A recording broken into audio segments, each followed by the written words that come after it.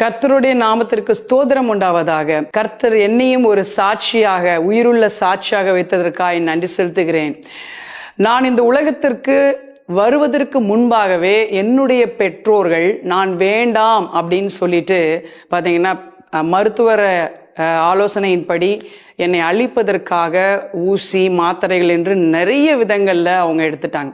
ஆனால் கர்த்தருடைய மேன்மையான திட்டம் என்ன அப்படின்றத பார்க்கும் பொழுது என்னை உயிரோடே ஆண்டவர் அத்தனை பிரச்சனைகளையும் தாண்டி இந்த உலகத்திலே பிறக்க வைத்தார். நான் பிறந்தது நாள் முதற்கொண்டு ஒரே பிரச்சனை தான் வீட்டிலே. ஒரே குடிகார ஒரு சூழ்நிலை, இரவும் பகலும் எந்நேரம் சண்டை போட்டு கொண்டிருக்கிற பெற்றோர்கள் மத்தியிலே என்னுடைய ஜீவன வாழ்க்கையானது அநேக நாட்கள் ரோட்டிலும் என்னுடைய ஃப்ரெண்டு வீட்டிலும் தான் நான் கழித்தேன். பார்த்தீங்கன்னா ஒரு வேளை சாப்பாடு கூட இல்லாமல் நான் அழைந்த நாட்கள் கர்த்தர் அறிகிறார். அந்த ஒரு வேளை சாப்பாட்டுக்கு நான் எவ்வளோ கஷ்டப்பட்டேன். என்னுடைய ஃப்ரெண்டு பார்த்தீங்கன்னா எனக்கு சாப்பாடு கொண்டு வரக்கூடிய ஒரு சூழ்நிலை கூட பள்ளியில் ஏற்பட்டது. ஃபீஸ் கட்ட முடியாமல் எல்கேஜி ஸ்டூடெண்ட்ஸ்க்கு மத்தியில் நான் நீல் டவுன் போட்டு அங்கே நான் பனிஷ்மெண்ட்டில் இருக்கும்பொழுது ஒரு அருமையான பாடல் போட்டியில் நான் கலந்து கொண்ட நிமித்தமாக அங்கே இருக்கிற ஒரு பிரின்சிபல் சிஸ்டர் எனக்காக ஒரு கிஃப்ட் தரேன்னு சொன்னாங்க. அந்த கிஃப்ட்டு தான் ஃபீயை நான் கட்டுறேன் உனக்காக அப்படின்னு அந்த சிஸ்டர் சொன்னாங்க. இது கர்த்தர் எனக்காக ஏற்படுத்தின ஒரு சூழ்நிலை. அந்த சூழ்நிலைக்குள்ளாய் நான் கடந்து வந்தேன்.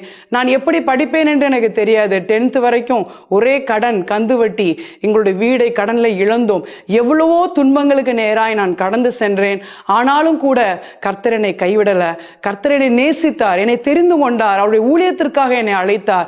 அநேக நாட்கள் இளம் பிராயத்திலே நான் ஊழியம் செய்தேன் என்பதை நான் மகிழ்ச்சியோடு உங்களுக்கு தெரிவித்துக் கொள்கிறேன். நிறைய கடின பாதைகள், இந்த பாதைகளை சொல்ல அளவில் வார்த்தைகள் இல்லை.